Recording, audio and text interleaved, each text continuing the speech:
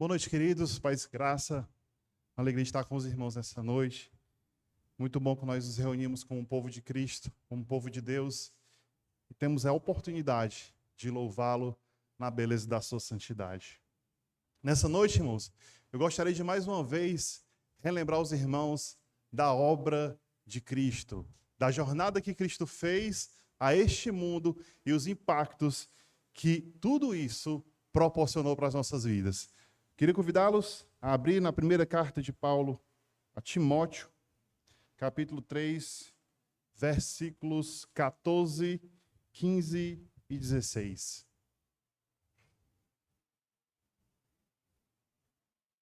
Primeira Timóteo, capítulo 3, verso 14 ao 16.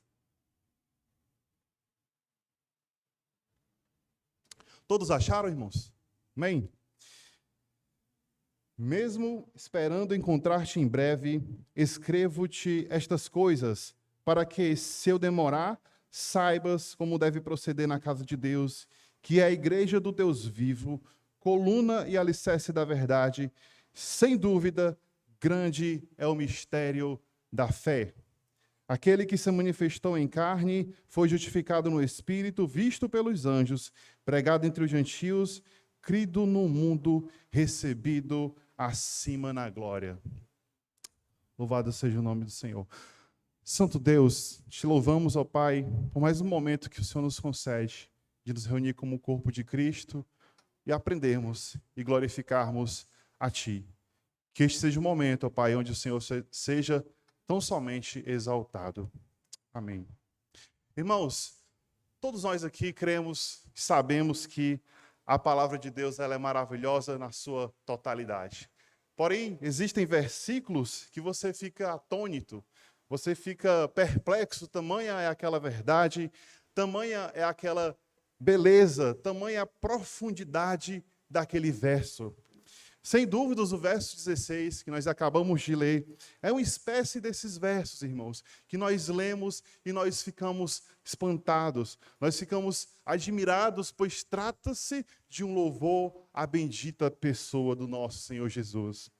A gente não sabe ao certo aqui se foi mesmo o apóstolo Paulo que confeccionou, certamente ele foi inspirado pelo Espírito Santo, mas não sabemos se exatamente foi ele que confeccionou estes versos ou se ele se utilizou de um dos cânticos que a igreja primitiva usava nos seus cultos. Isso porque, irmãos, os cânticos eram bastante comuns e os cânticos, tal como eram no passado, também é para os dias de hoje. Eles têm a função de quê? De glorificar a Deus.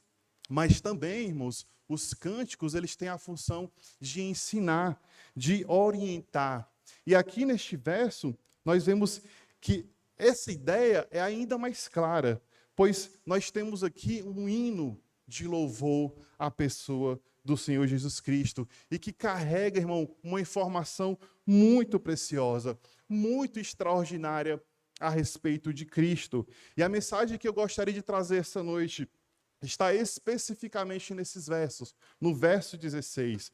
E nós veremos aqui, como já falei, uma espécie de resumo da obra de Cristo. Um resumo da obra do Senhor Jesus e o impacto que esta obra, que aquilo que Cristo fez, deve trazer para as nossas vidas. Porém, é importante, antes da gente entrar propriamente no verso 16, que a gente se situe na passagem. Obviamente, quem escreveu esta carta foi o apóstolo Paulo. Paulo está escrevendo para seu filho na fé, Timóteo. Timóteo ele é um jovem pastor e está exercendo o seu ministério. E ele está orientando aqui Timóteo em como ele deveria escolher os líderes daquela igreja. E veja que os líderes que Paulo coloca aqui são os presbíteros e os diáconos. Então ele enumera. Aí no capítulo 3, ele descreve quais seriam aquelas qualificações. O que eles precisariam cumprir para que, de fato, exercessem esse ministério do presbitério, do diaconato. E veja, irmãos, são apenas essas duas classes mesmo de liderança que existem na igreja pós-apostólica. Uma vez que os apóstolos eles foram escolhidos diretamente por Cristo, mas havendo cessado o período apostólico, a igreja, sob orientação do Espírito Santo, passa a escolher os seus presbíteros e os seus diáconos. Os presbíteros cumprindo aquela função que era de quem? Dos apóstolos, de ensinar, de orientar, de aconselhar, de instruir as igrejas. E os diáconos fazendo aquela função que está lá em Atos capítulo 6, que era cuidar das necessidades da igreja. Ficando, irmãos, apenas essas duas funções. Não mais por uma escolha divina direta, mas uma escolha indireta. Ou seja, Deus ele capacita, Deus ele encoraja, Deus ele escolhe os seus oficiais e a igreja reconhece. E a igreja escolhe aqueles homens. Portanto, a gente pode ver, irmãos, que depois da era pós-apostólica, os homens são capacitados por Deus. E a igreja deve reconhecer nesses homens a sua sabedoria, a sua capacidade em liderar a igreja do Senhor. Por isso, esse sistema de escolha de presbíteros, de diáconos, está totalmente alinhado com a orientação do apóstolo Paulo, que é esse sistema que nós utilizamos em nossa igreja. E o termo pastor, que a gente comumente associa, o pastor, irmãos, na verdade, ele é um presbítero. Todo presbítero, ele é um pastor, e o pastor, ele é um presbítero. Alguns pastores em tempo integral, outro em tempo parcial, mas todos eles pastoreando o rebanho do Senhor. E os diáconos correm numa função paralela de ajudar, de cuidar das necessidades da igreja. Mas por que, irmãos? Por que o apóstolo Paulo está ensinando aqui a Timóteo que ele precisava escolher bem a sua liderança, que ele precisava escolher bem os seus líderes? Veja o que ele diz aqui no verso 15, de uma maneira muito clara, de uma maneira muito fácil da gente entender. Ele diz assim: Timóteo, mas se eu demorar, você saberá como se deve proceder na casa de Deus. Que é o quê? Igreja do Deus vivo, em um contexto de idolatria. É importante que Paulo fale isso. E a igreja é o quê? Coluna e fundamento da verdade. Para que o mundo, irmãos, conheça a palavra, conheça o evangelho, é necessário que exista uma igreja para cumprir essa função. E é por isso que ela deve possuir líderes, pessoas capacitadas para treinar, para orientar aqueles irmãos, para orientar o seu rebanho, para instruir a sua igreja diante desse mundo de tanta perversão. E aqui, irmãos, Paulo fala: casa de Deus. Casa de Deus é um lugar de comunhão. Casa de Deus, irmãos, é um lugar de relacionamento fraterno. Casa de Deus é um lugar de cultivar boas amizades. Casa de Deus é um lugar onde nós podemos ter as nossas feridas saradas. Casa de Deus é um lugar de adoração. Casa de Deus é um lugar onde se adora o Deus vivo, o Deus todo-poderoso, o Deus que um dia nos salvou. E os crentes são o quê? Os crentes são a casa de Deus. Por quê, irmãos? Porque Deus habita em nós. Por isso nós somos casa de Deus. Por isso nós somos povo santo, porque Deus habita nesse lugar. Além disso, Paulo fala, a igreja ela deve ser coluna. A igreja ela é pilar. A igreja ela é suporte e fundamento da verdade. Mas não só isso, não só a sustentação, mas ela é escudo, porque ele fala, ela é baluarte, ela é escudo, a igreja é trincheira, irmãos, a igreja é vale, a igreja é defesa da verdade perante esse mundo. E por que eu estou dizendo tudo isso, irmãos?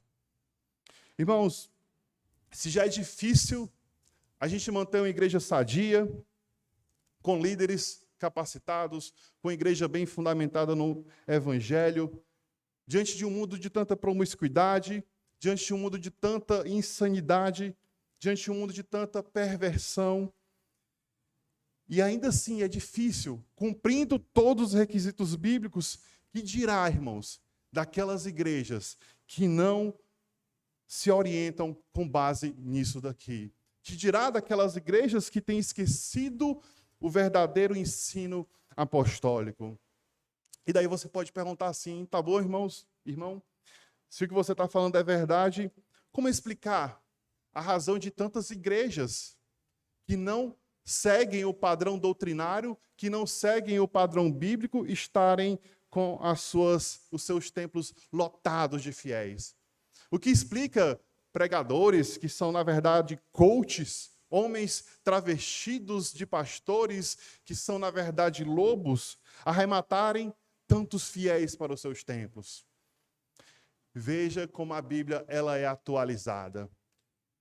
Veja o que está escrito em 1 João, capítulo 4, verso 4 e 5, e aí você vai entender o porquê dessa realidade, o porquê dessas igrejas estarem cheias. O apóstolo João, na sua primeira carta, capítulo 4, verso 4 e 5, fala assim: filhinhos, está falando para vocês, vocês pertencem a Deus e já venceram os falsos profetas. Pois o Espírito que está em vocês é maior que o Espírito que está no mundo. Eles quem, irmãos? Os falsos profetas. Pertencem a este mundo. Portanto, falam do ponto de vista do mundo. E o mundo faz o quê? Os ouve. Então, respondendo à pergunta, por que tantos fiéis vão para essas igrejas? Por que tantos fiéis lotam esses templos? É porque, irmãos, essas igrejas estão cheias de falsos profetas.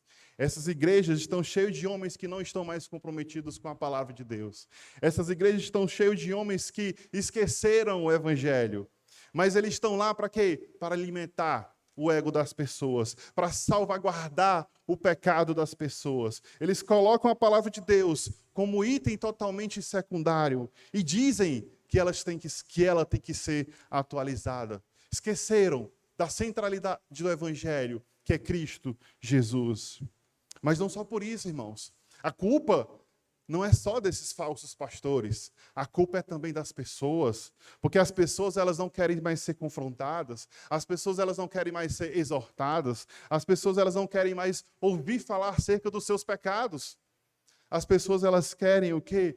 Ir para uma igreja onde elas possam ter o seu ego alimentado. Elas não querem que os seus pecados sejam mostrados, disciplinados. Não. Elas querem que os seus pecados sejam encobertos, guardados, esquecidos pela liderança da igreja. E é por isso que João fala aqui, e o mundo os ouve. E o mundo vai para lá por causa disso. Mas voltando aqui ao texto, irmãos, nós perguntamos, por quê? Qual a razão da igreja escolher líderes, pessoas capacitadas para o seu ministério? E o apóstolo Paulo responde, e agora de maneira resumida, ele diz que é porque nós somos igreja do Deus vivo. E a igreja ela é o quê? Coluna e baluarte da verdade perante o mundo. Nós, irmãos, somos a igreja que ouvimos o evangelho e nós sustentamos essa verdade, a verdade do evangelho. Mas veja, que o motivo maior nem é esse. A argumentação aqui é aquela famosa do menor para o maior. O motivo maior não é esse, embora ele seja importante.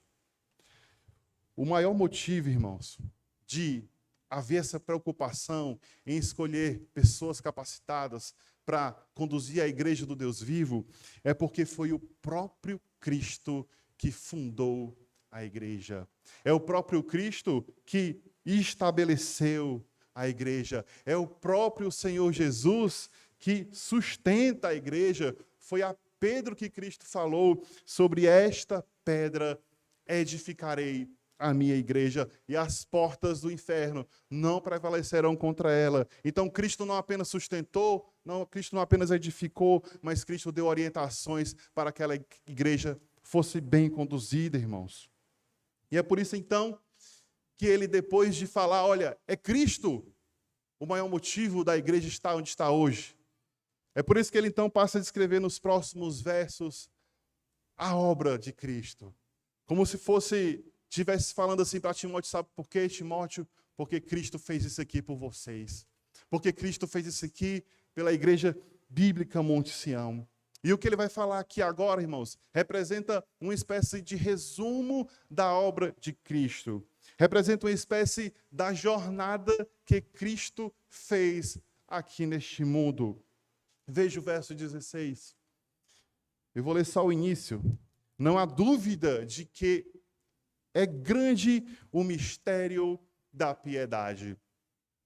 Porque o apóstolo Paulo, ele usa a palavra mistério, irmãos, aqui, para descrever a vida de Jesus. Será que mistério se refere a algo oculto, tipo uma seita ou um ritual que está destinado para apenas alguns homens? Será que o objetivo de Paulo é mostrar isso? Não, irmãos. O objetivo de Paulo não é esse. Esse mistério aqui não é nada que está oculto. Esse mistério não é nada que está escondido, não é um ritual secreto. O sentido aqui de mistério é algo que estava anteriormente, no passado, encoberto dos homens, e só Deus conhecia. Mas então Deus decidiu o quê? Se revelar. Mistério aqui, irmãos, tem um significado de algo que estava no passado oculto, mas que Deus decidiu tornar visível. Ele apregou isso para que todos possam conhecer. Então, por que ele diz, estejam certos, não tenham dúvida? É por isso que ele fala, não tenham mais dúvida. Evidentemente, em outras versões, grande é o mistério da piedade. Ele está dizendo que Deus revelou isso, que não está mais oculto, que não está mais encoberto, que não está mais escondido. Isso esteve no passado, ainda que de forma parcial no Antigo Testamento, ainda que a revelação no Antigo Testamento tenha sido de maneira progressiva, mas quando chega a plenitude dos tempos, conforme Gálatas capítulo 4, verso 4 fala, Deus resolve manifestar esse mistério. Deus resolve revelar esse mistério. E vocês podem estar se perguntando, que mistério é esse? Que mistério é esse, irmãos? É o mistério da piedade. Em algumas versões vai falar fé. Piedade, irmãos, como nós temos visto aqui, às quartas-feiras, de maneira resumida, ela é o quê? Ela é a descrição de uma vida plenamente perfeita diante de Deus. De uma vida totalmente agradável diante de Deus. E quem é, irmãos? Quem de vocês pode oferecer uma vida plenamente agradável a Deus? Totalmente agradável a Deus? Nenhum de nós, irmãos. Nenhum de nós. Mas Jesus foi este mistério que estava encoberto. O Filho de Deus se fez carne e habitou entre nós e viveu uma vida inteiramente agradável a Ele, para que hoje nós pudéssemos estar estudando sobre piedade, não olhando para nós, mas olhando para Ele, porque Ele é o nosso maior exemplo de piedade. Uma vida plenamente perfeita e agradável a Ele, a Deus. E o que é esse mistério da piedade, então? É a história revelada de Cristo. É a vida do nosso Senhor Jesus Cristo.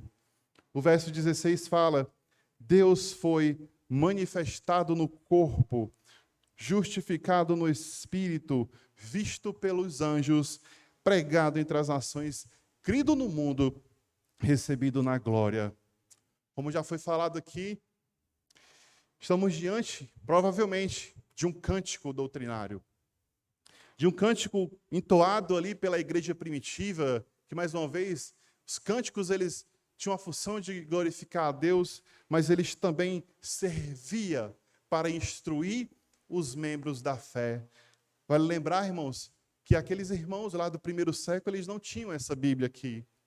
O máximo que eles tinham era o Antigo Testamento e talvez alguns manuscritos que circulavam entre as igrejas, mas eles não tinham a Escritura por completo. E aí a gente sabe que ao ouvir uma música, ao transformar uma estrofe, salmos, uma verdade importante numa música, é muito mais fácil a gente aprender. Fica na nossa cabeça.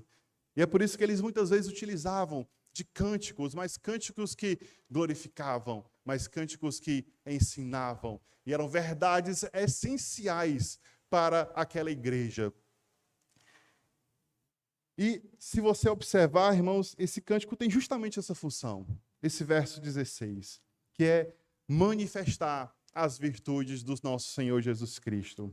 E aqui nós temos 6 grandes feitos do Senhor Jesus. E a estrutura desse cântico, quero que os irmãos prestem atenção, é muito parecida com algumas passagens bíblicas que descrevem uma espécie de V do nosso alfabeto. Mas como assim, irmãos? Um V é uma linha que tem uma descida e uma subida. E qual a ligação? Qual a relação? Cristo, irmãos, ele veio dos mais altos céus até o mais profundo abismo. Ele desceu à sepultura, ele teve morte de cruz, ele desceu ao Hades, mas também continua essa linha. E depois ele teve o quê? Uma subida vertiginosa, uma subida gloriosa, uma subida, meus irmãos, onde ele alcançou uma estatura mais alta do que a que ele tinha antes. Quer um exemplo? Vamos para Filipenses e vai ficar ainda mais clara essa ideia do V, da linha que desce e da linha que sobe. Filipenses capítulo 2, verso 5. Filipenses 2, 5 ao 10.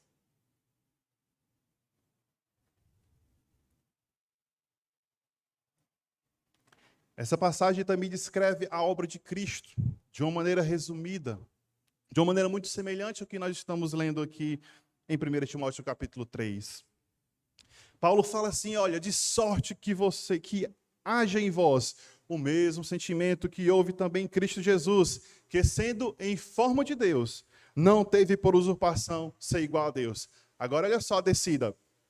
Mas esvaziou-se a si mesmo, tomando a forma de servo, fazendo-se semelhante aos homens, e achado na forma de homem, humilhou-se a si mesmo, sendo obediente até a morte e morte de cruz. Ele chegou ao fundo do poço. Mas olha só, o movimento de subida, o movimento de glória, o movimento de vitória. Por isso, Deus o exaltou soberanamente e deu-lhe um nome que é sobre todo nome, para que ao nome de Jesus se dobre todo o joelho dos que estão nos céus, na terra e debaixo da terra, e toda língua confesse que Jesus Cristo é o Senhor, para a glória de Deus Pai. Meus irmãos, eu não precisava falar mais nada. Esse verso aqui é uma pregação. Essa foi, irmãos, a jornada do nosso mestre. Ele desceu dos mais altos céus até o mais profundo abismo, até a dor, até a profunda humilhação, dor, vergonha. Mas, por sua vez, ele retoma a uma posição ainda mais gloriosa, ainda mais superior que ele tinha antes. Essa é a jornada do mestre. E é algo que é amplamente difundido no Novo Testamento. É uma espécie, irmãos, de resumo da fé cristã. Se você quer entender qual é o resumo do Evangelho, vá para Filipenses, vá para Timóteo, que você vai encontrar. E quais são esses elementos, entrando aqui propriamente dito, que constituem o ministério de Jesus? O primeiro, manifestado na carne. Uma das grandes doutrinas que nós aprendemos no Novo Testamento, que os seminaristas aprendem nos seminários, irmãos, é a encarnação de Cristo.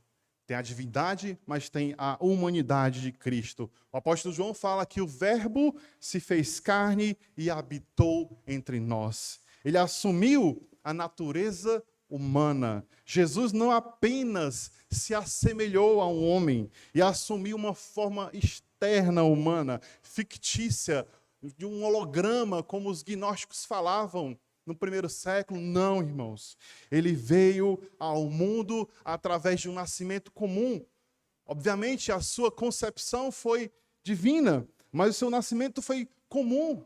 A sua mãe ficou grávida, teve o dia lá do parto, ele nasceu, estava ali o bebê, ele cresceu, se fez uma criança, adolescente, jovem, chegou à estatura de um adulto. Ele experimentou todas as fases que vocês já experimentaram, que alguns já experimentamos. Ele carregou tudo aquilo que nós carregamos, mas sem pecado. Ele sabe o que vocês passaram, o que vocês passam, irmãos. Por isso o texto diz: grande é o mistério da piedade. Porque esse Deus, tão grande, tão poderoso, que estava nos mais altos céus, resolveu passar por toda essa experiência de ser humano, de ser humilhado. Por que Cristo resolveu sofrer? Isaías, capítulo 53, versos 3 e 5, apenas acompanhe e fala assim: era desprezado e o mais rejeitado entre os homens, homem de dores, experimentado nos trabalhos, e como um de quem os homens escondiam o rosto, ele era desprezado, não fizemos dele caso algum. Verdadeiramente ele tomou sobre si as nossas enfermidades e as nossas dores levou sobre si, e nós o reputávamos por aflito, ferido de Deus e oprimido, mas ele foi ferido por causa das nossas transgressões e moído por causa das nossas iniquidades. O castigo que nos traz a paz estava sobre ele, e pelas suas pisaduras fomos sarados. Geralmente a gente pensa, ou geralmente a gente tende a acreditar, que a única dificuldade que Cristo passou foi no momento da crucificação. Geralmente a gente acredita que o momento que Cristo sofreu, ele sofreu, irmão, mas ele sofreu mais ali, no caminho do Gólgota, no caminho da crucificação. Não, irmãos, isso é um engano. Eu pretendo desmistificar essa ideia aqui para os irmãos. O sofrimento de Cristo, ele não começou quando foi a cruz do Calvário. Na cruz do Calvário, apenas o seu sofrimento, ele foi o quê? Consumado. Ele foi o quê? Executado. O sofrimento de Cristo, irmãos, iniciou quando ele se fez homem, quando ele se esvaziou daquela glória que ele tinha, não da sua divindade, mas quando ele se esvaziou da sua glória, dos seus direitos, das suas prerrogativas divinas, quando ele abriu mão do uso dos seus atributos divinos, ali começou o seu sofrimento. Ele jamais, em tempo algum, abriu mão da sua essência, da sua divindade, mas ele esvaziou-se do seu poder. Ele abriu mão de ser reconhecido como Deus. Portanto, irmãos, a cruz de Cristo ela não começou lá no Calvário. A cruz de Cristo ela começou em Belém. Se você parar para pensar, parece que de fato era destino do mestre passar pelo madeiro, pois foi numa manjedoura, um objeto de madeira onde Cristo nasceu, e foi na cruz onde ele entregou o seu espírito. Diante disso, irmãos, o que significa manifestado na carne?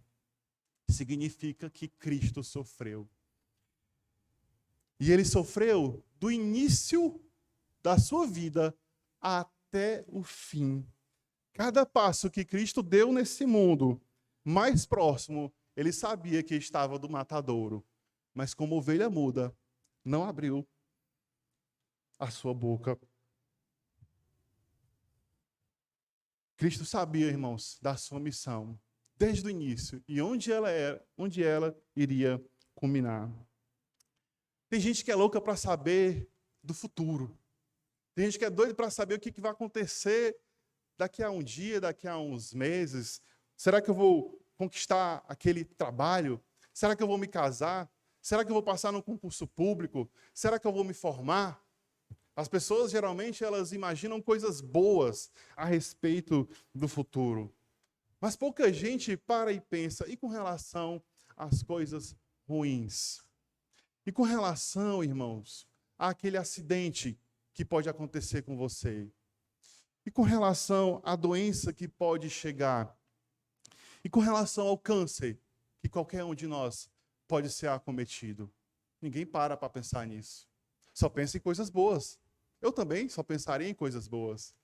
Por isso que, às vezes, irmãos, a gente não saber do futuro é uma bênção. Porque vocês só pensam nas coisas boas que podem acontecer. Se a gente imaginasse as coisas ruins que iriam acontecer, talvez nós vivêssemos em pânico. Mas Jesus teve essa bênção de não saber o que ia acontecer com ele? Não, irmãos. Desde o início, ele sabia qual era o seu destino.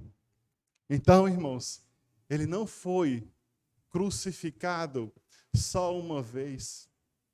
Cristo, ele foi crucificado dezenas, centenas, milhares de vezes. Porque, aqui, na sua mente, sabendo dia após dia qual era o seu destino final.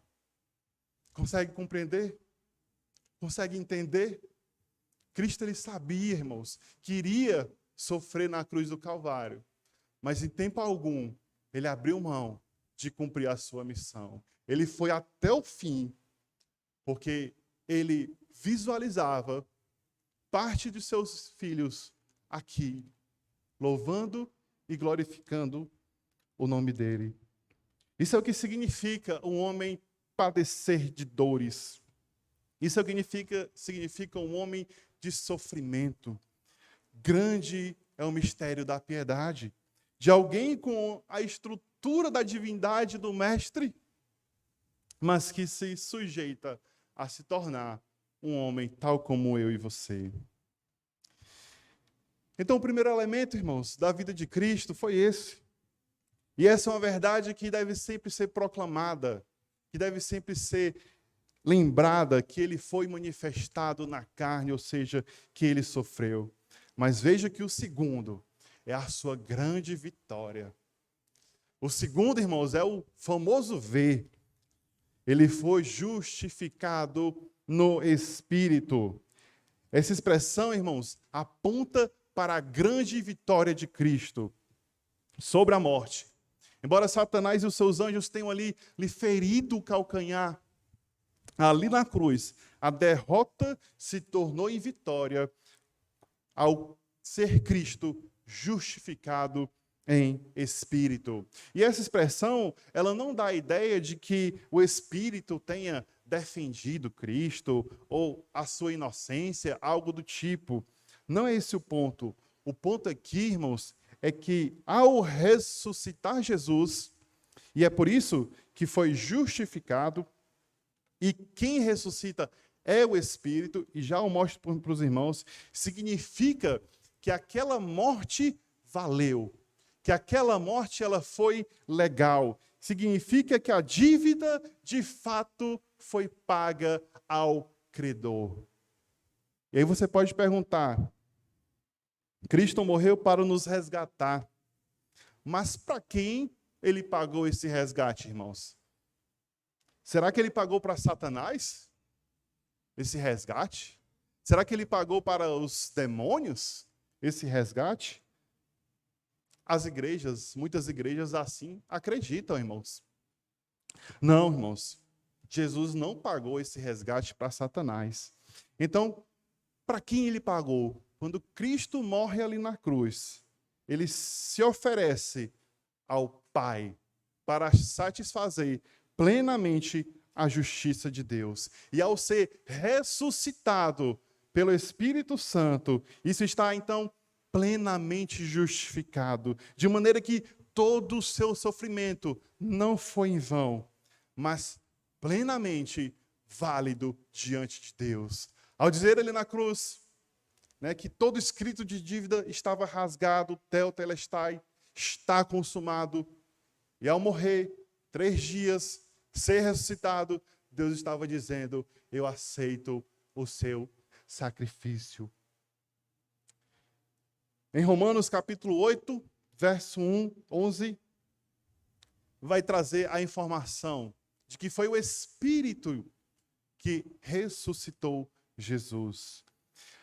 E Romanos 8, 11 diz assim, se em vós o Espírito se habita em vós o Espírito daquele que ressuscitou a Jesus dentre os mortos, esse mesmo que ressuscitou a Cristo Jesus dentre os mortos, também vivificará o vosso corpo mortal por meio do seu Espírito que em vós habita. O Pai, irmãos, ressuscitou o Filho através do Espírito Santo. E agora, do mesmo modo que vocês têm a habitação do Espírito, um dia nós vamos experimentar a ressurreição dada pelo Espírito.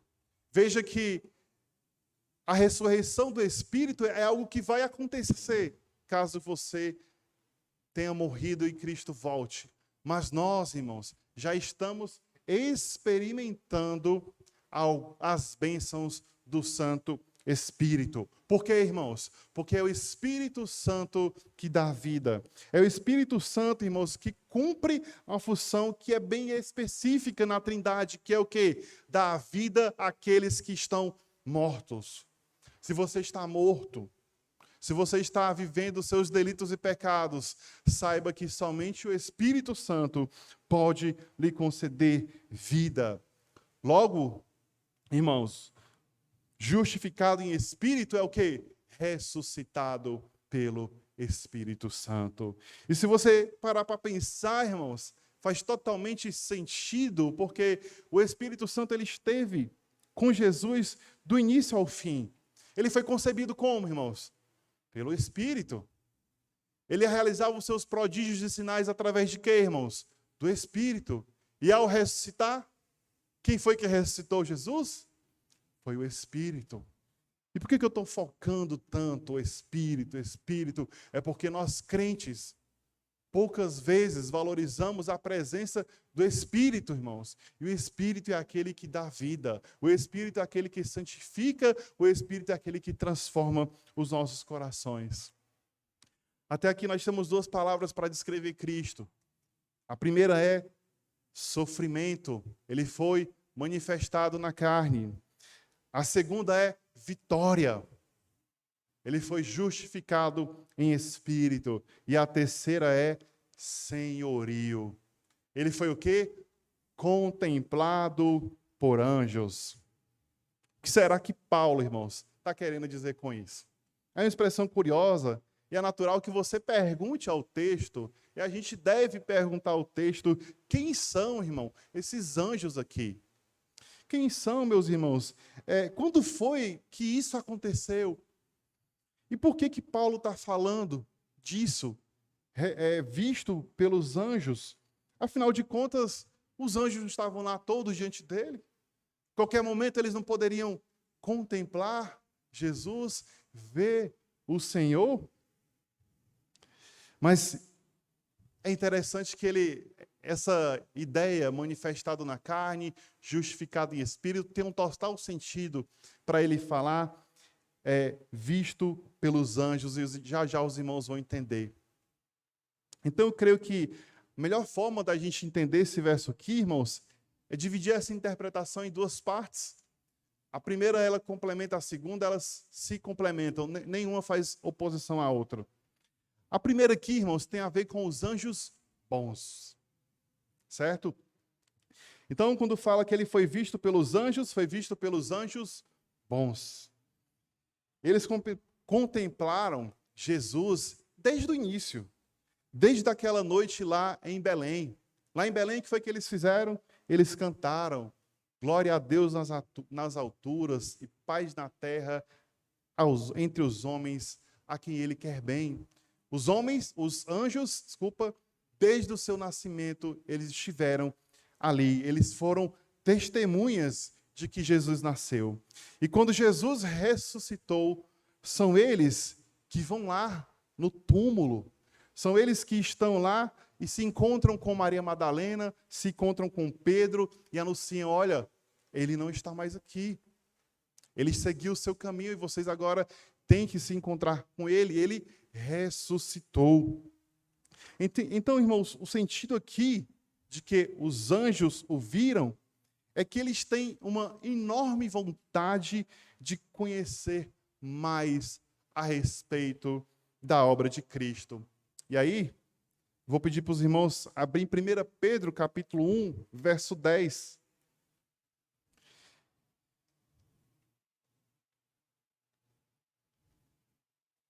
Pedro vai dizer assim: foi a respeito desta salvação que os profetas indagaram e inquiriram, os quais profetizaram acerca da graça a vós outros destinada, investigando atentamente qual a ocasião ou quais as circunstâncias oportunas indicadas pelo Espírito de Cristo que neles estava, ao dar de antemão testemunho sobre os sofrimentos referentes a Cristo e sobre as glórias que o seguiriam.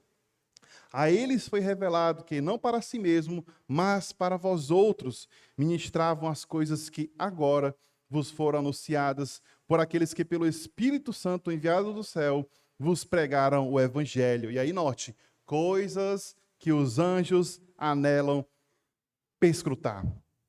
Você já deve ter ouvido a seguinte expressão: olha, nós temos que evangelizar, nós temos que anunciar o Evangelho, pois até os anjos, eles desejam pregar o Evangelho. E as pessoas falam, né, de maneira bem vibrante, para estimular as outras, porque esse aqui é o desejo dos anjos também, evangelizar, anunciar a respeito de Cristo.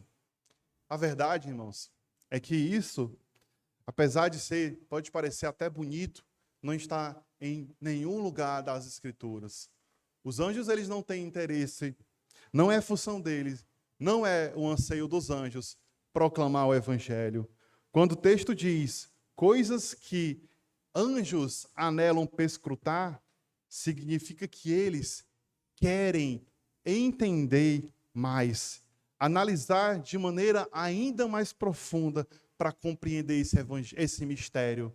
O mistério ele foi manifestado na carne, ele se tornou um bebê, ele foi concebido de maneira divina, ele viveu aqui entre nós, ele foi ressuscitado pelo Espírito, e os anjos, irmãos, eles não são oniscientes. E quando eles veem tudo isso acontecendo diante deles, eles ficam maravilhados.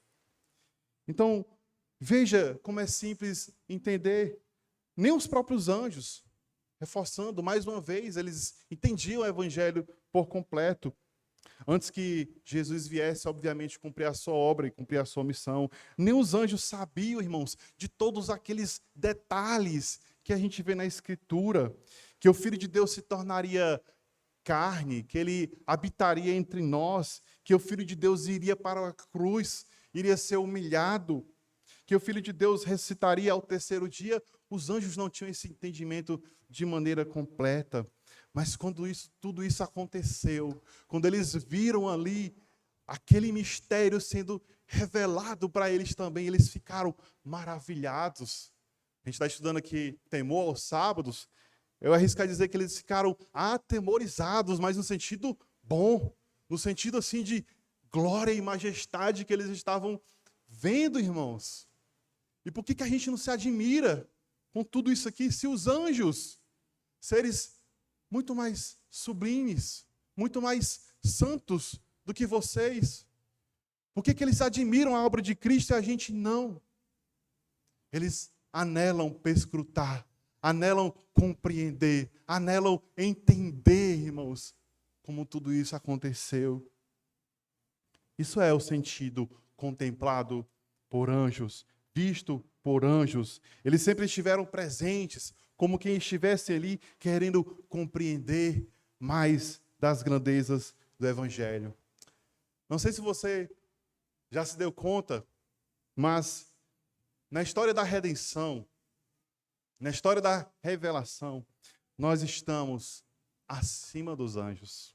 Não em poder, não em santidade, não em formosura, mas pelo privilégio, irmãos, de conhecer de antemão o poder do Evangelho. O Evangelho foi pregado, irmãos, diretamente a nós. O Evangelho veio como uma flecha, o Evangelho veio como uma espada flamejante ao nosso coração, desmoronando aquele coração de carne, dando-nos aquele coração de pedra, dando-nos um coração de carne. Os anjos não tiveram as o que é que impedia de os seus olhos contemplarem a Cristo. Eles não tiveram os seus olhos desvendados e eles passaram então a ver o Evangelho. Nós experimentamos todas essas benesses, toda essa graça de ter sido impactado pelo Evangelho, de ter sido colocado numa situação de que nós não somos nada, somos pó e cinza, irmãos. Os anjos, eles não passaram por isso, mas nós experimentamos essa graça, essa bondade, essa misericórdia de Deus. Coube a eles, a quem? Aos anjos, apenas contemplar, apenas observar, glorificar as grandezas de Deus. Mas veja, eu falei que tinham duas. A primeira é os anjos bons, mas também os anjos maus. Eles contemplaram. Os anjos maus aqui, irmãos, os anjos caídos. E aqui, mais uma vez, eles ficaram atemorizados. Mas não no sentido em que os anjos bons ficaram. Eles ficaram atemorizados por quê? Porque eles viram o seu destruidor. Esses, quando pensavam que tinham obtido a maior de todas as vitórias, ao verem Cristo ser traído, ao verem Cristo ser ultrajado, humilhado, cuspido, maltratado, carregando a cruz e nela ser pendurado para sofrer uma morte maldita, uma morte vergonhosa, achavam que tinham obtido a maior de todas as suas vitórias, mas não perceberam que era a maior de todas as derrotas. A maior derrota que eles sofreram, a maior e de uma vez por todas. Eles estavam ali na cruz do Calvário, mordendo o calcanhar de Jesus. Mas ao mesmo tempo que Cristo está consumado, ressuscita, ele pisa a cabeça da serpente. Irmãos, Colossenses 2,15 diz assim: e despojando os principados e potestades, publicamente ele expôs ao desprezo, triunfando neles a cruz. Sabe o que isso significa, irmãos? Significa que muitos de vocês, até um tempo desse eu pensava assim, baseado naquele filme Deixados para Trás, que haverá um dia, haverá um momento, uma batalha, a batalha do Armagedon, onde de um lado se colocará o Senhor Todo-Poderoso, Jesus Cristo com seus anjos, de um outro lado Satanás, com seus demônios, falso profeta, besta que sobe da terra, besta que sobe do mar, e várias pessoas também. E aí vai haver uma batalha, e vai ser uma batalha dura, onde de um lado Jesus vai lá, do outro lado Satanás revida, e aí há aquele confronto. Não. Nada disso vai acontecer, irmãos. Quando Cristo vier, vai ser apenas um sopro. E todas as hostes infernais vão cair por terra. Sabe por quê, irmãos? Porque a maior batalha escatológica que a gente imagina que iria acontecer, já aconteceu há 2.000 anos. Cristo despojou os principados e potestades. Cristo expôs todos eles publicamente ao desprezo e triunfou sobre eles na cruz. Então, visto por anjos, da perspectiva dos caídos, dos maus, olhar de baixo como se estivesse recebendo um pisão, de quem olha, para o pé de quem está pisando a cabeça. É por isso também que ele foi visto pelos anjos bons, que o glorificaram e que o querem conhecer, mas também foi visto pelos maus, que foram humilhados pelo poder conquistador de Jesus. E essa palavra, essa expressão que nós lemos, e os anjos o viram, e os anjos contemplaram, significa que todos eles estão sobre o senhorio de Cristo Jesus. Caminhando, irmãos, nós vemos aqui que ele foi pregado entre as nações. Esse é o resultado da vinda do Senhor Jesus. talvez seja o resultado mais conhecido, mais difundido. Ainda que muitos milagres, ainda que muitos prodígios tenham sido feitos pelo Senhor Jesus, nós sabemos que o maior objetivo, conforme Marcos nos fala, Cristo falando, que ele veio para pregar o Evangelho. Ele veio anunciar cura, não apenas cura física, mas a principal cura, a cura dos seus pecados, e proclamar a salvação para os gentios. Por isso que o Cristo ressuscitado aparece aos discípulos e ele fala assim: eu tenho toda a autoridade nos céus e na terra. Portanto, vão e preguem, anunciem, sou eu, o que foi morto, o que foi ressuscitado, que mando. Isso agora é possível, isso agora é legal, do ponto de vista jurídico, isso agora é norma. Eu tenho todo o poder. Eu detive o poder de Satanás. Eu amarrei o valente. Eu expus publicamente ele na cruz do Calvário. O Evangelho, irmãos, é para ser pregado entre os gentios, é para ser pregado entre as nações, mas é para ser pregado também nas nossas igrejas, na faculdade, no trabalho, nas esquinas, nas ruas, nas praças, aonde você estiver, aonde for possível. Pregue o Evangelho, irmãos. Fale de Cristo Jesus. Aquilo que Cristo fez na cruz do Calvário. Essa expressão, pregado entre as nações, significa conquista. A conquista de Cristo. Talvez você não perceba o peso dessa verdade. Estamos tão acostumados a viver em nossa comodidade, em nossa frieza espiritual, por que não? Que quando a gente vai pregar o Evangelho, a gente fica com medo, a gente fica, não sabe se fala direto, se fala de maneira indireta, se a pessoa vai se ofender, se a pessoa não vai se ofender, se ela vai se sentir magoada ou se sentir triste. O ponto não é esse, irmãos. O ponto é que eu não podemos cercear o direito que Cristo conquistou na cruz do Calvário. É direito de Cristo que o Evangelho seja pregado. É direito de Cristo que o Evangelho seja anunciado por mim e por você. Ele conquistou isso pelo seu sofrimento, pelo seu sangue, pela sua ressurreição. Então, irmãos, pregue a palavra, anuncie Cristo Jesus. Não importa o que as pessoas vão dizer, o que as pessoas vão sentir, porque a gente não pode roubar de Cristo o direito que ele tem. De ser o quê? Anunciado, pregado. É minha, é nossa responsabilidade anunciar Cristo entre os gentios. O apóstolo Paulo, que era Paulo, fala assim, em Romanos capítulo 1, eu sou devedor, tanto a gregos como a bárbaros, tanto a judeus como a gentios, tanto a sábios como a ignorantes. Paulo, ele sabia, irmãos, que era devedor de Cristo. Por isso ele pregava incessantemente o Evangelho.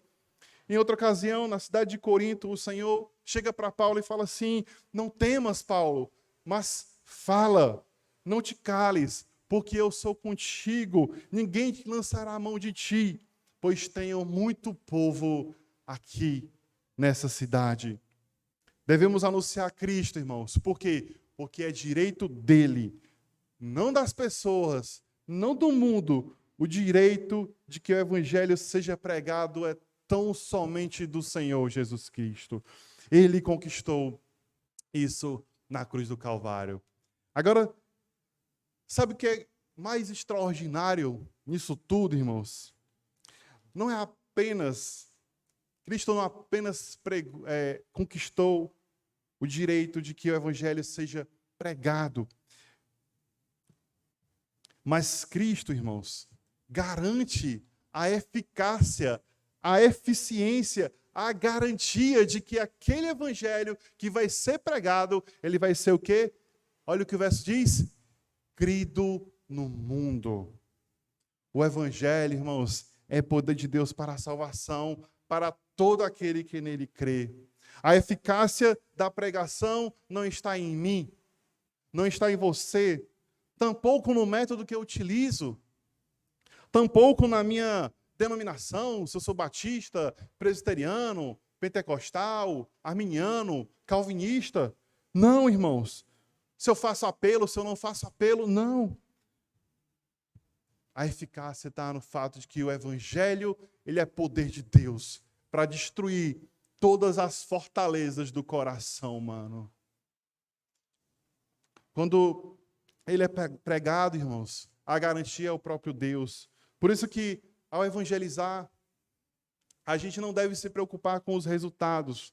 A gente deve se preocupar, sim, com a mensagem. Sim, como nós vamos passar aquela mensagem, se Cristo vai ser o centro, se o evangelho vai ser o centro. Mas a garantia é com Deus, de que os seus escolhidos ouvirão o evangelho, de que os seus escolhidos serão quebrantados, de que eles confessarão que o Senhor é o Deus Todo-Poderoso. Só tem um jeito de o evangelho não dar resultado, irmãos. Vocês sabem qual é? É ele não ser pregado. Mas se ele não for pregado, as pedras clamarão. Se a igreja negar o direito de Cristo de anunciar o evangelho, irmãos, aí não vai dar resultado. Mas se ele for pregado, se ele for anunciado entre as nações, certamente ele será crido no mundo, como consequência, irmãos, lógica, como consequência necessária. Partindo para o fim, irmãos, o que é que nós vimos até aqui? Nós vimos, em resumo, algumas palavras. E aí memorize. Sofrimento, ele foi manifestado na carne. Nós vimos vitória, ressurreição, ele foi justificado pelo Espírito. Nós vimos senhorio, ele foi visto pelos anjos, anjos bons, anjos maus. E nós vimos direito, ele tem o direito de ser o quê? Pregado entre os gentios. E agora nós vimos garantia, ele será crido no mundo. E só falta uma. O texto fala, recebido na glória. Aqui, irmãos, é a descrição da ascensão de Cristo Jesus e da posição que ele ocupa desde que ele morreu, ressuscitou e agora ele está à destra do Pai, ora em pé, ora deitada, e o Pai lhe passa o cetro e ele está governando esse mundo. É ele quem manda, é ele quem tem o poder. Satanás, irmãos, ele está amarrado pelo Senhor Jesus. Aquela expressão, né? Está amarrado. Mas de verdade, ele está amarrado. Tem um teólogo, que eu não vou lembrar agora o nome, mas ele fala que ele está amarrado com uma corda bem grande, porque ele ainda faz as suas traquinagens. Mas tudo isso porque Deus assim permite. Agora veja que essa verdade, irmãos, ela deve ser impactante na sua vida, na minha vida, porque a certeza que nós temos que Cristo está assentado à direita de Deus é a de que esse mundo não é. Ele pode até parecer para você, mas ele não é um trem desgovernado. Parece muitas vezes, mas sabemos que não é assim. Porque tem alguém no comando. Tem alguém com o cetro de justiça, tem alguém governando. E embora a gente contemple injustiças sociais feitas a todo instante, nós sabemos que um dia virá, meus irmãos, o julgamento final. Mas esse mundo, ele não está caminhando num caos. Pode até parecer para você, mas ele está sendo conduzido por quem? Pelo Senhor Todo-Poderoso. Embora você muitas vezes não consiga entender, mas nada foge ao controle de Cristo Jesus. Esse mundo, irmãos, segue o rumo e os propósitos que Deus estabeleceu. Através dos seus planos, através dos seus propósitos, que são misericordiosos, que são graciosos para conosco, irmãos. Nunca levando em conta os nossos méritos, mas sempre levando em conta a sua graça e a sua misericórdia. Amém, irmãos? Como é que a gente conclui? Para cada verdade que a gente viu, para cada elemento da jornada de Cristo, eu tenho uma verdade para você. O que o sofrimento O que o manifestado na carne significa para nós? Primeiro, que Cristo sofreu, mas o sofrimento de Cristo, as chagas de Cristo nos curam. As chagas de Cristo, meus irmãos, nos curam não apenas da doença física. Esse corpo, irmãos, pode até padecer, pode até passar por um câncer, pode até descer à sepultura, mas a garantia que eu e você temos é que um dia ele vai ser ressuscitado. A garantia que eu e você temos é que esse corpo vai ser transformado. E o que garante a nossa vitória é a morte de Cristo e a vitória de Cristo na cruz do Calvário. O que a sua vitória, a ressurreição pelo Espírito, garante para nós? Garante vitória, irmãos. Agora, neste mundo e numa vida futura, contra o pecado. Agora note, o Espírito Santo está disponível para nós. Não imaginemos apenas que a função dele é nos ressuscitar lá no futuro, mas ele está dia a dia, trabalhando na nossa santificação, trabalhando no nosso coração, nos fazendo mais santos, nos fazendo mais puros, nos fazendo mais piedosos, que possamos olhar para Cristo Jesus, o nosso grande exemplo de piedade, como alguém que viveu uma vida perfeita diante de Deus. E o seu senhorio é o que o texto fala, quando ele foi contemplado por anjos. O que significa para nós, irmãos? Significa segurança. O poder de Cristo sobre as hostes infernais garante que o maligno, ele não vai nos tocar. Garante que o maligno não vai ser contra nós. Ele pode até ser contra, mas ele não vai nos tocar. Garante que o Senhor nos guardará e nos livrará do maligno e nos conduzirá até aquele grande dia. O que o seu direito de que o evangelho seja pregado entre os gentios significa para nós? Missão. Todos nós aqui temos uma missão, mas a principal delas é pregar o evangelho. Não podemos, irmãos, fugir dessa responsabilidade. Não podemos nos abster de levar Cristo. É direito dele.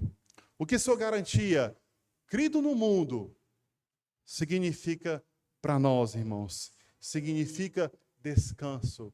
Não é minha nem sua responsabilidade de convencer o pecador de crer em Jesus.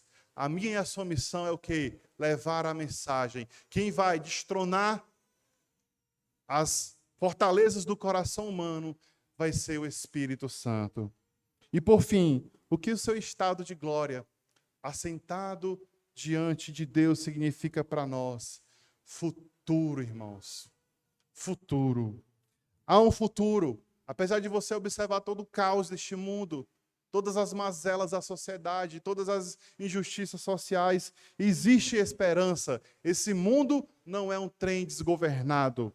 Antes, ele está nos trilhos de Deus, conduzindo à glória, a qual nós também iremos e participaremos por sua graça e misericórdia. Pai amado, Pai querido, nós te damos graças, porque ao olharmos para Cristo, ao ver